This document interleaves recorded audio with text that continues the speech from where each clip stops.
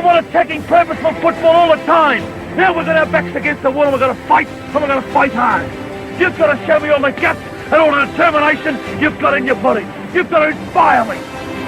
A marvellous kick. That's as good as you'll ever see.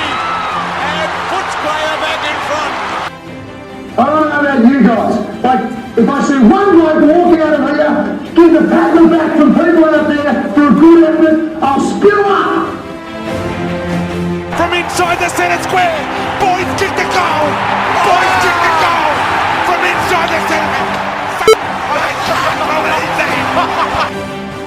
Hey Pack, welcome to Danny Boyd podcast about the most fantastical. The lid is off. The Premier's elect football club, that is the Footscray Football Club, Petrarch Limited.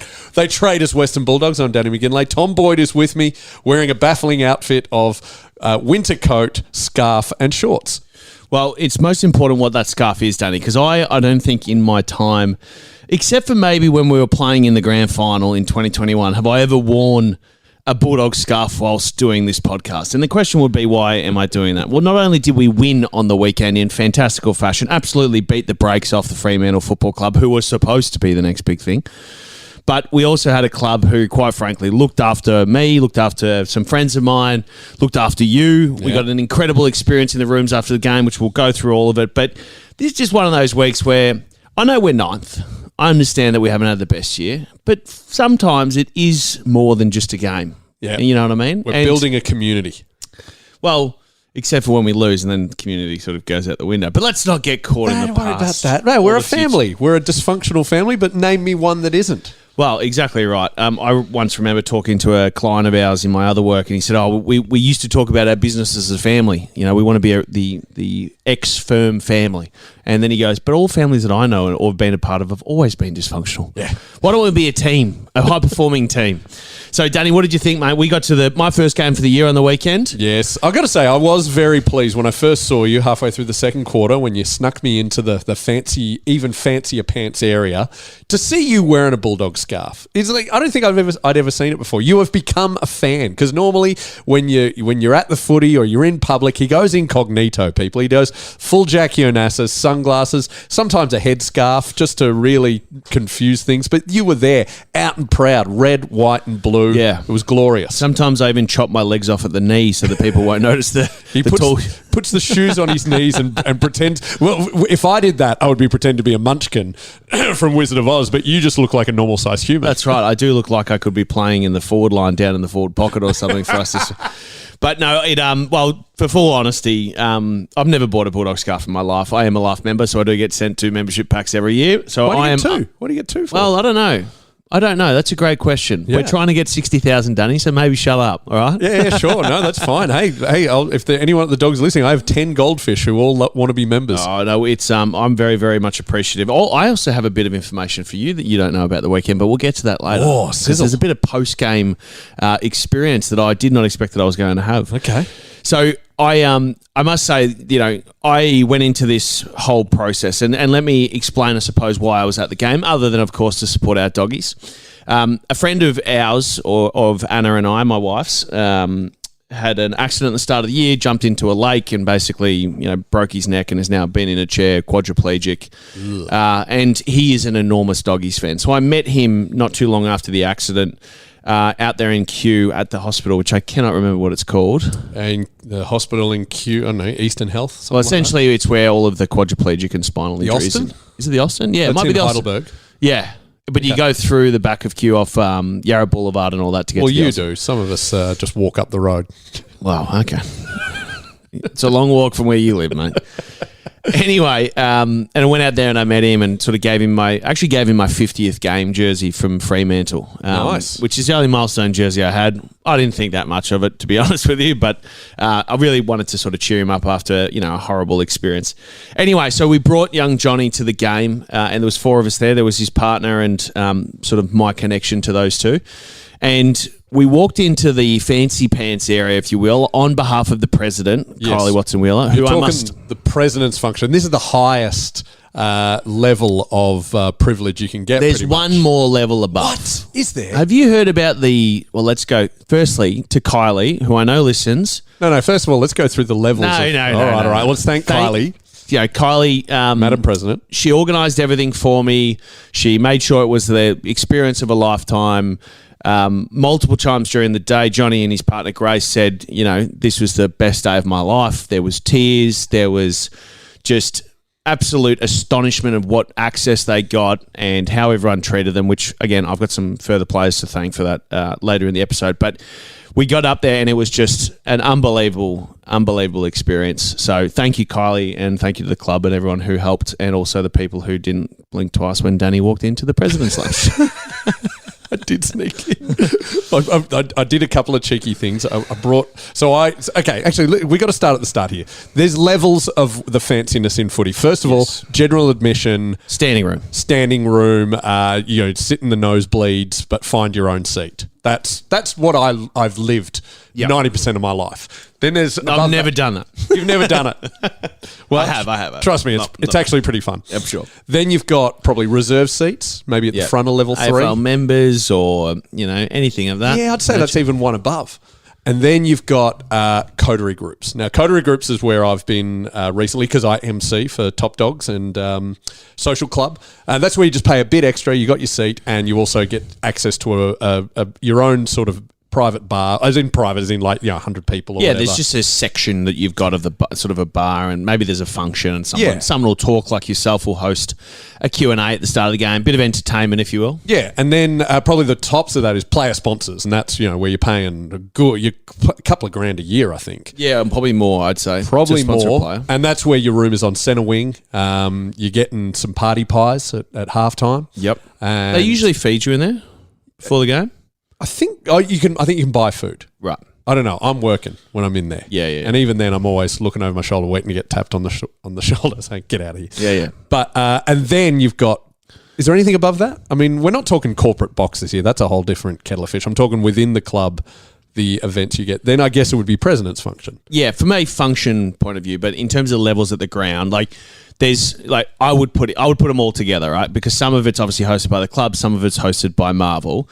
So then you've got the Medallion Club and those areas, right? So there's parts of the Medallion Club. There's the private section, and then there's there's a few different bits and pieces, and there's bars and stuff in there. And then there might be a private function or two. So I've hosted, or I suppose was part of that function a couple of weeks ago against Collingwood, which was like a wine tasting thing. And so there's different experiences you can buy. Yeah, see, I've never done that. And they've revamped the whole of Marvel. The one thing that I will say is I've been in those areas maybe 100 times in my life, and most of the time, to be frank, up until the weekend, it was shit. It was just old, and it felt like you're almost in an RSL and all that. It was just old. Yeah. Now, not the case. Very schmick. Just everything's brand new, refurbished, got beautiful lights and silhouettes and art and colour, and it's like you're actually walking into a place that you want to be rather than just something that's nice to have because it's next to your seats to watch the game. Yeah. Okay. Now, you've said there's something above there is, the president's function. What is this mystical Shangri-La? Well, firstly, the president's function, again, enormously impressed. Listen to our new AFLW coach. Oh, yes. Listen to our new AFLW number 1 pick. Oh, yes. Listen to Ali Blackburn. Listen to one other who I can't remember her name. And also listen to our wonderful president, Kylie, who was wearing a astonishingly vibrant blue blazer toe-to-toe to make sure that everyone knew she was the Bulldogs president. Yeah, nice. And it was a fantastic experience. They've got this brand new sort of Asian-style kitchen in there. You can watch everyone cook the food for. It was just... What? It was fantastic. Oh, my God. Fantastic. And there was actually light coming in from the Spencer Street side, which never happens because usually you're in these dark rooms with low ceilings. But on top of that, there is one section that I don't think almost anyone knows about, and I think what it's called is the Diamond Club. Have you heard of the Diamond? Who's getting into Diamond? Hang on, if President Watson Wheeler's in the president's fund, can she walk into Diamond? No. What? So who's in there? Ted Danson? Actually, I'm not. I mean, Kylie could probably walk into anywhere. She'd probably walk to the moon if she asked. But no, the Diamond Club is. Do you know at Etihad? Jeez, there goes our Marvel sponsorship. Do you know where the clock is? I'll need more information than the big clock that's on level 3. Okay, so as in that says the time, it's a not digital, the countdown digital timer. time. Yeah, okay. That sits just off on its own, up, sort of straddles the top of level 2 to the midway of level 3. I think I'm picturing it, yeah. There is a sort of like a rectangle that surrounds that, which is all glass. There's rooms up there. This And sounds I have sat in there and watched a game once, not before I got drafted, actually, with my dad. This sounds like Hogwarts. Like you, in order to access the Diamond Club, you've got to push your shopping trolley through a certain. This is wall. the astronomy tower. This is essentially what it is. And it's a very it's basically like if you blended together the Medallion Club with a private box. Yeah. That's kind of what you'd get. Like it's a sit down meal. But you were in there, in 2011? Yeah, when I was 17. So imagine what it's like now. Oh, it would have to be great. You can eat time. I'm trying to think. They've got lobster coming through. Yeah. Like, instead of having every single piece of catering food Heston of some Blumenthal comes and he just makes a sausage roll appear out of dandruff and dodo eggs. They flambe every bit of food that you can imagine with expensive brandy or cognac. Man, if you go in there and you watch your team lose, you'd be spewing. Oh, but it's an experience. And again, I've done it once. I'm not itching to do it again. Okay, any listener, if you've got into the Diamond experience, I think that's what it's called. All right, hey, let us know. We It's need like to the know. top of the medallion, I think. Yeah, because none of us are going to be in there ever, probably. Yeah, You've got your best chance. Yeah, I could probably if I really tried. I don't know. I'd have to think about I think you it. got to do it and take some footage for the pod, just so we can see. They take your phones off you. damn it. Nah, they put them in. thought of What are those comedy bags they use that sort of block out people's ability to use? Yeah. No, I don't think I'll be going back in there. And it's a bit sterile. Like, it's not the same. The president's function is so good because you do just step out and sit in the stands, right? Yeah. And the thing that I didn't realise too is, again, because Johnny is in a chair, there is a disabled section. That's not like, there's disabled sections around, or abled seating, I think they called it, and around the ground, where you just basically sit behind the rows and you can watch the game, right? It's sort of exists all through standing area. This one, it's a private balcony. Yeah. With 9 seats on it and no one else. And I was like, this is like being in an opera booth on level 2. You're expecting John Wilkes Booth to appear and kill you. I thought I was going to need those fancy golden binoculars or something, and I'd be wearing a floral mask. But it was and how many wheelchairs could you fit up there? I think it's only 3 or 4. Something. 3 or 4. But your mate Johnny was the only person in a wheelchair, Yes. so we just sat in there and. If anything, it was because there's gaps between the chairs. So for designed us, so that the wheelchairs wheelchair could sit in between. Yeah. But just meant you and I sat together, but there was about 1.5 meters between us. It was actually quite COVID safe. It was, and it was a great place to watch the footy. And it wasn't. We did have a bit of a bar in front of us, like a metal bar that was sort of part of the glass in front of us. Sure. But given that we were on level 2 and it was a fantastic viewing platform, it was great. And it was great to watch out. I mean, our boys, geez, they look good. Oh, we looked amazing. After halftime in particular. We were in that special wheelchair seating opera box when Bont kicked the goal of the year. Yes. Now, the best thing... Now, I'm sure many of you have seen this on TV. For those of you at the ground, do you know what my favourite thing about that goal was? We all watched it. We all cheered. We all sort of went... I've never seen everyone look at the screen for a replay. Everyone was cheering, but then straight away everyone wanted to know, how the hell did he do that? Yeah, and it was like one of those things where it was equal parts, Jeezy made that look easy, and then Danny genuinely running around to people going, how did he do that? And people were so flabbergasted because they were like, do you expect an answer here? Because it didn't sound rhetorical at all. Because I was with when I snuck into the president's function, I'm there with some very intelligent football people. I'm hoping they can explain to me how the hell he did. It came off his knee. He sort of grabbed it. There's 3 of them all around it. And he just turns around. Oh, it was amazing. So one of those things, people will be like, oh, well, it looked like poor defending. Well, that's what the problem with really, really good footballers is. They make you all look like idiots when you're trying to stop it. And he had the flu. Speaking of people with, extreme levels of football knowledge, we met our new AFLW coach. Tamara Hyatt, very exciting. Right, Tammy, yes, we met her. She was bubbly, full of energy. She had that very much like footy coach feel, which I loved. You don't want your footy coach to be like a buttoned up suit walking around with all of the ideas of the world. You just want them to feel like, geez, she's connecting with me here, and she knows. Like if she told me to run a sprint, I'd think about it. She had to explain to non athletes. She felt like a PE teacher who could give you detention. Like Yes. there's authority there. you respect it. You're not gonna muck up, but at the same time, you'd be excited if she suddenly said we're playing dodgeball. Yeah, and if you had a question, she'd have the answer. Yeah. You know what I mean? Yeah. So, and now I can't the name of the number one pick is alluding to me, which Danny's going to look up whilst I tell this story. But and then I met her 3 or 4 years ago, right? And I've got a photo with her 3 or 4 years ago. It was like when I just got drafted. So she must have been 14 or 15 at this stage. Christy Lee Weston Turner, KLWT. Westy is her name. Okay. Sorry, I take that back. Ellie Blackburn called her Westo. West, yeah, that's easy because Westy is Riley West. Yeah, but Riley West doesn't play in the AFLW last time I checked. Yeah, but they're all part of the same club. You can't have you can't have the same nickname in because Westy. Yeah, mate, she's playing for the Western Bulldogs. It's perfect. Yeah, I know, but we've already got a Westy. Nah, I'm fine with it. Anyway, Westo. Thank you. I met her a few years ago, and I was trying to tell Tammy this on the weekend. Is she took a photo with me, and one of her friends I think said, "Oh yeah, she's going to be an AFLW player." And then she said, "Yeah, I'm going to be playing for the Dogs. And I'm going to go number one," like 4 years ago, or some version. So she predicted how much we would crumble.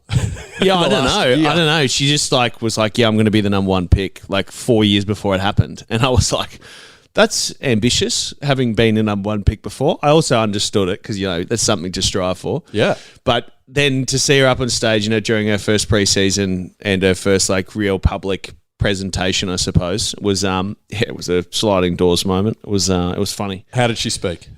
Quite good, yeah.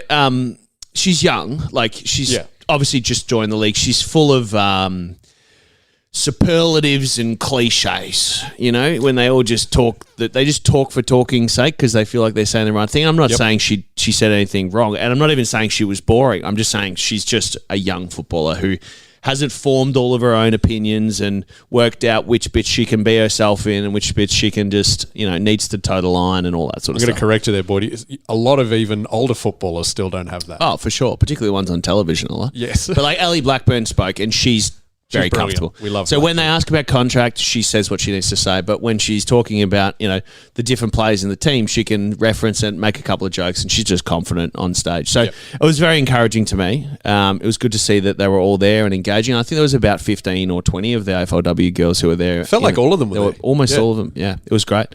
So, it was all in all, it was a fantastic day. And we were lucky enough, obviously, to go to the rooms afterwards too, which was great. And you wanted to talk about basically how this whole thing works, because there's a lot of moving parts. I'd never been down in the rooms before. It had been offered to me, and I was usually with a group of mates, and I don't want to abandon them to go stand in a room. Yeah. I didn't know what I'd expect. I guess I'd watched a lot of Roaming Brian on TV. Yeah, I did think about that, and I'd had a few beers, and I was like, is this a Channel 7 game? No, you're safe. He only works Friday nights, so you're all good. That was the other great thing. Boydy's had a couple of beers.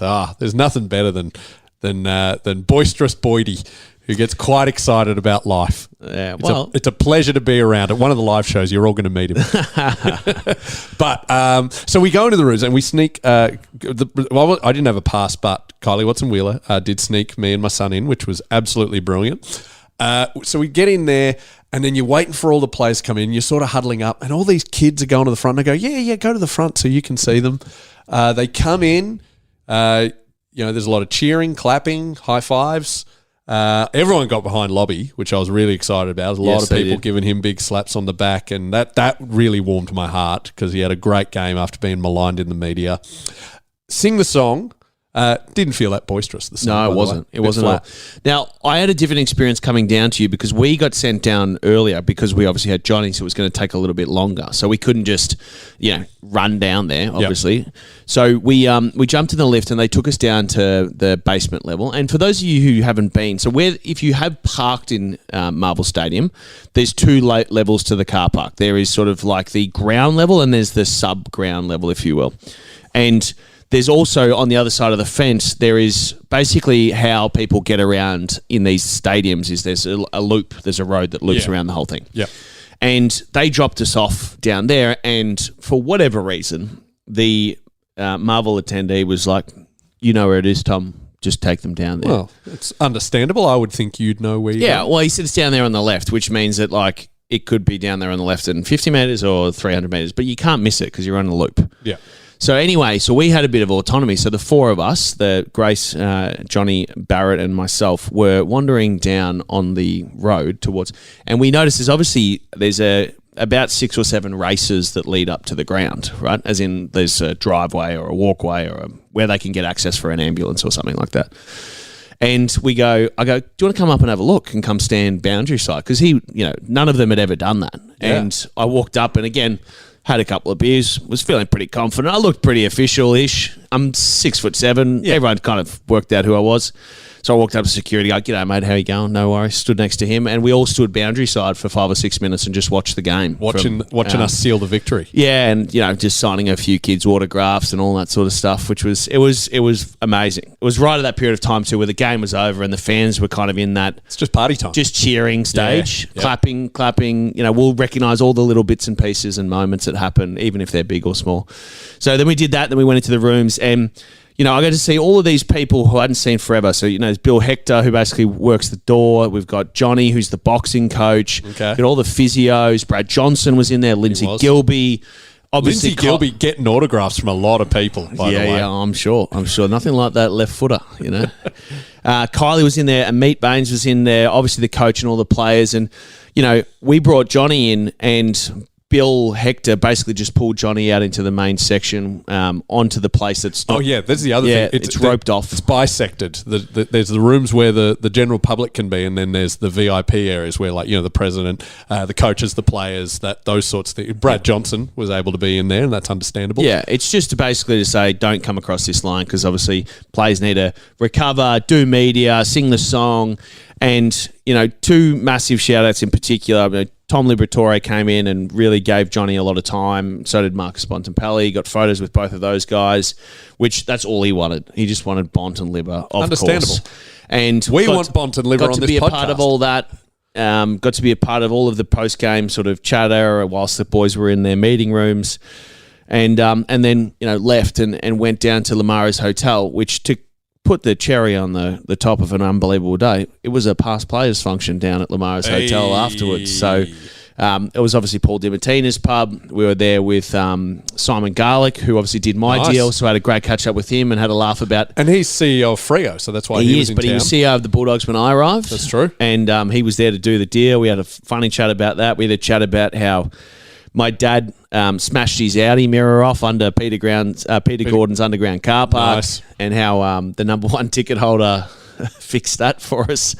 It was great, and there was a number of other players there as well.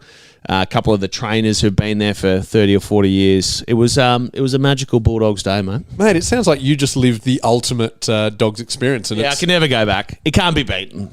I can't beat that. Like, what am I going to do? It'd have to be in a premiership. Premiership where you get to play. Oh, wait, you lived that as well. Yeah, I did that bit. But as a fan, you can't get the red carpet rolled out every time, and we very, very much did. So very thankful to our club and our supporters and the boys for winning, and it was a great weekend. So the thing that surprised me in the rooms, you get in there, you sing the song and everything. You would think tools down, job done, but you are not done as a player. This really was surprising to me. Any player that went near us just got kids just screaming, Buku, sign this, Riley Sanders, sign this. Riley Sanders, by the way, wearing white boots. Didn't wear the black. Socks down, by the way. He's changed. I did ask. Someone's been in his ear. I asked, how long have you been wearing the white socks? And he goes, a couple of weeks. I go, since I was in the twos. They're good luck charms, so keep them on. So when can you find? And then they were signing autographs. Cody Waitman got a photo with my kid. It was brilliant. Then they all kind of got roped off. Not roped off. Rounded up and say we got a meeting. And then so that's when me and my son left. The players are gone. I got to go and do. I had a gig that night. Then how long's the meeting? So I think obviously not surprising to me. So the people who go into the rooms are there to obviously get as close to the players as possible. Like that's the number 1 priority.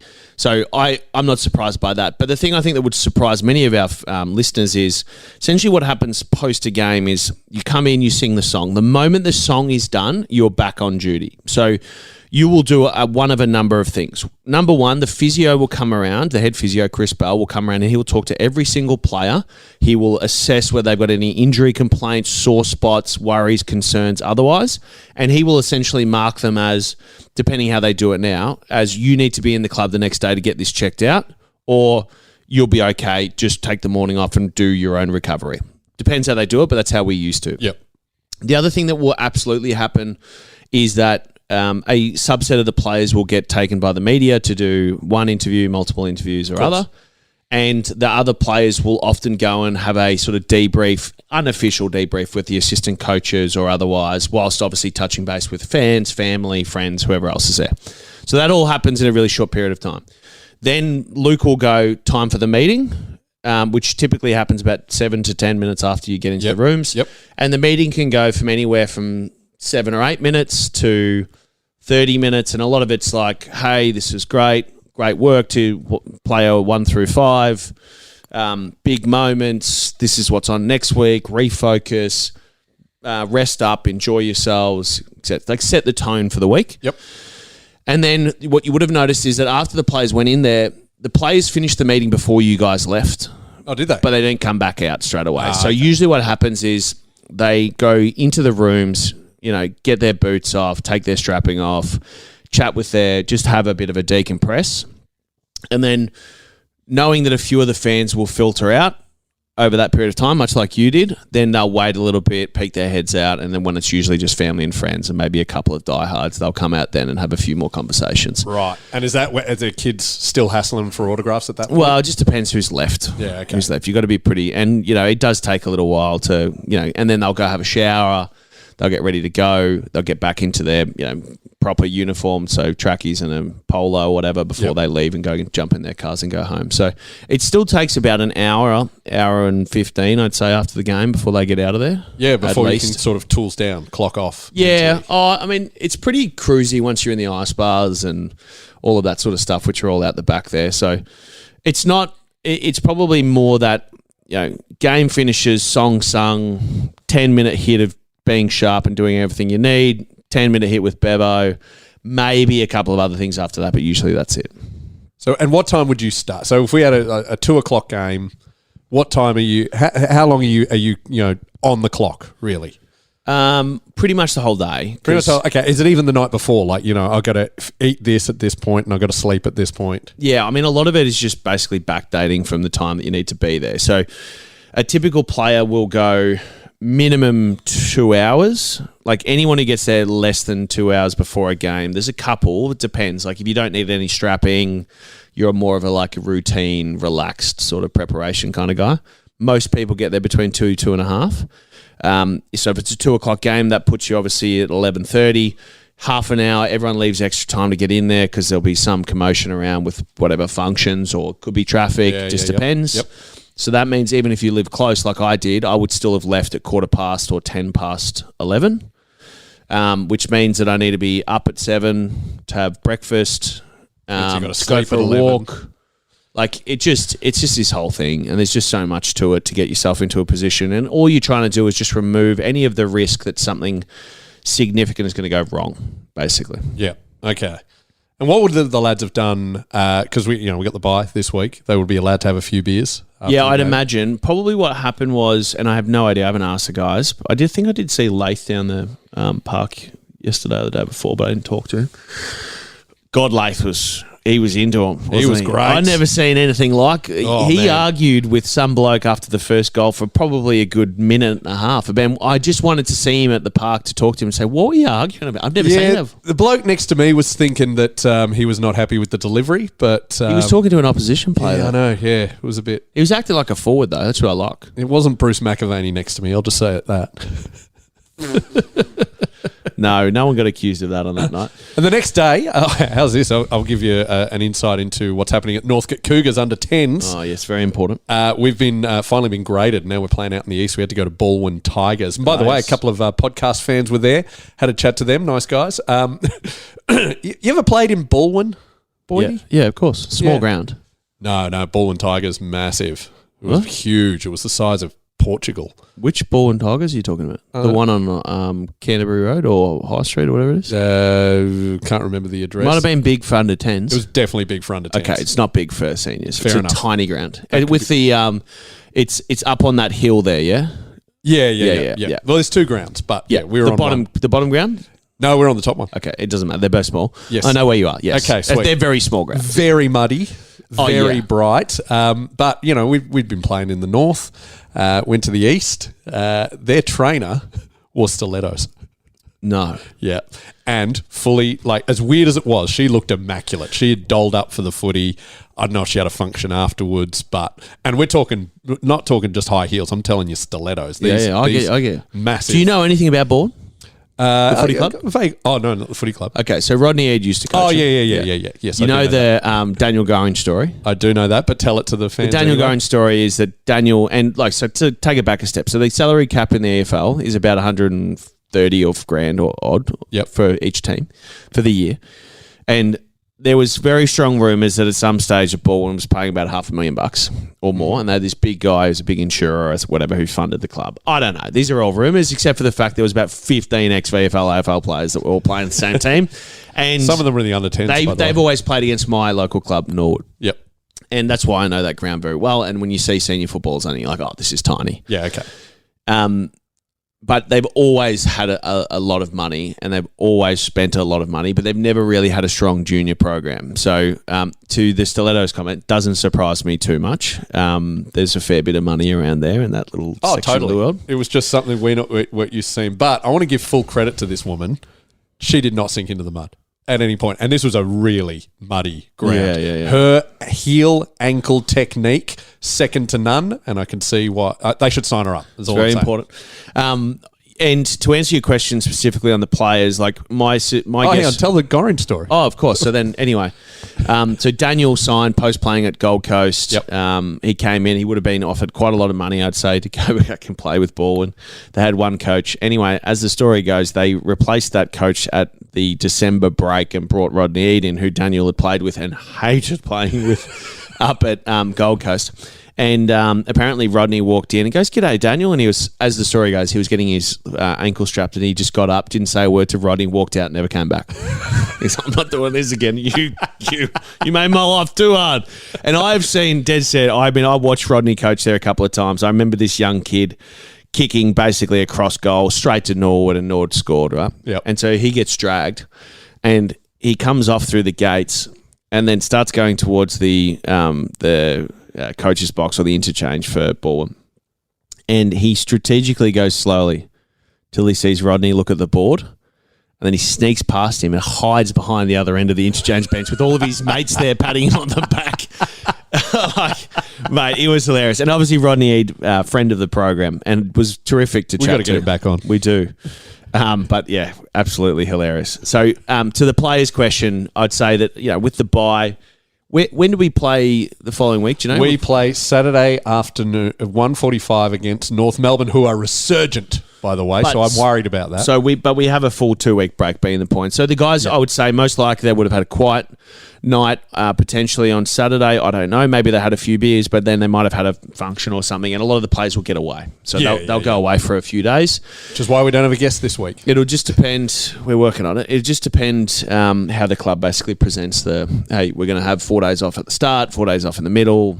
It really depends. We went to Bondi a couple of times. We went to... Well, I know Bont I went to was Fiji once. Bont and Libba were still on duty, and Jamara and Aaron, because City Toyota were re-announced as a sponsor, and they were all there. Airport for photo Toyota. shoot. What Airport. did I say? City Toyota. Yeah, that's not right. They're not the right same ones. Sorry, Airport Toyota. If you need a reasonably priced car, go to Airport Toyota. Oh, what a feeling. Yeah. Well, it's the Wallace household, what it used to be. Oh, is it? Yeah, that's where they're cars. Okay. All right, it's all good on them. What a family. All right, Boydie, so we'll be back with the Patreon episode next week. If you're missing footy content, by the way, I've been doing this thing on my YouTube, talking to prominent footy fans, listing their best 5 home and away wins and losses. I've done about half the league now, but they've got some great guests. Waleed Ali, Nat Edwards, who is genuinely even though she goes for Hawthorn, she's one of my favourite humans, great broadcaster. Didi Dunleavy's done Sydney, St Kilda, Rowan Connolly, Essendon. Just, go help us out. Check out my YouTube. Once I've got a few more viewing hours up, can start making money from it. So I need you, great Danny Boyd Army, please get on my YouTube. Keep forgetting to plug it. You got anything to plug, Boydie? No, not at the moment. No. Not at the moment. I'm off to Hamilton and Horsham next week on the Melbourne Comedy Festival Roadshow. If you're there, if you live in those towns, come see me. And I'll be in Oyen from Thursday to Saturday. And if you're in Donald tonight, I'm doing an event there. You know what Oyen's famous for? Apparently being near Mildura. The best vanilla slice in the world. I will tell you if that is true. All right. I'll be there for 3 days. I don't think there's a heap to do. There's probably 3 different bakeries all vying for it. I hope so. You can just grab one from each. No, very excited. Got a fair bit of travel. Rutherglen on Tuesday, up to Sydney on Wednesday, off to Oyen for a few days. I'll probably come home at some stage, I've had to guess. But the days are ticking down until I will be overseas and off and having to, get someone to stand in for me. What am I going to do for that? What am I going to get? Chaz, Steve-O. If you've got any requests for guests, co-hosts... and don't say yourself. You can't self-nominate. Well, I think if you pay enough on the Patreon, you can co-host an episode. How's that? Yeah, 10 grand. That'll work. Imagine that. But there's no guarantees on releasing it. It's just you can. Yep. Come on. I'll record you being feral and then not release it. That'll be I'll just keep your career from being cancelled. All right, before we sign off, a wonderful week in the Bulldogs season. We do have a great club. For all that it's worth, it is just been a frustrating year, but not this week. So let's take our positivity into the bye and let's turn this into a bit of a run home. We have every chance to play finals if we finish strongly. Mate, if it wasn't for that Lions game, I think we're just unstoppable for a month. We are lid on, but take a peek out of it just for a few minutes. Yeah, why not? Win the bye. Can't lose this week. Dare to dream. I mean, who's the best team in the league? Sydney. Pff, we can beat them in a granny. Go Dogs.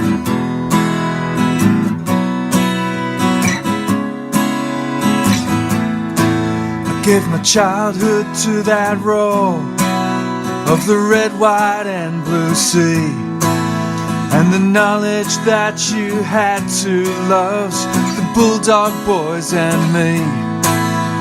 20 years on, I feel that longing hanging in September air. But the reason I go every week is to pretend you're still there. And they will find the glory one day, and I will throw it at your feet.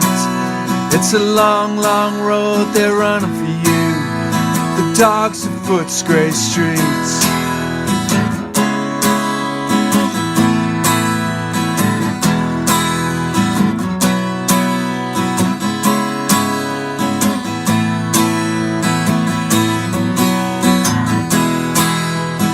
Long, long road they're running for you, the dogs of Footscray streets.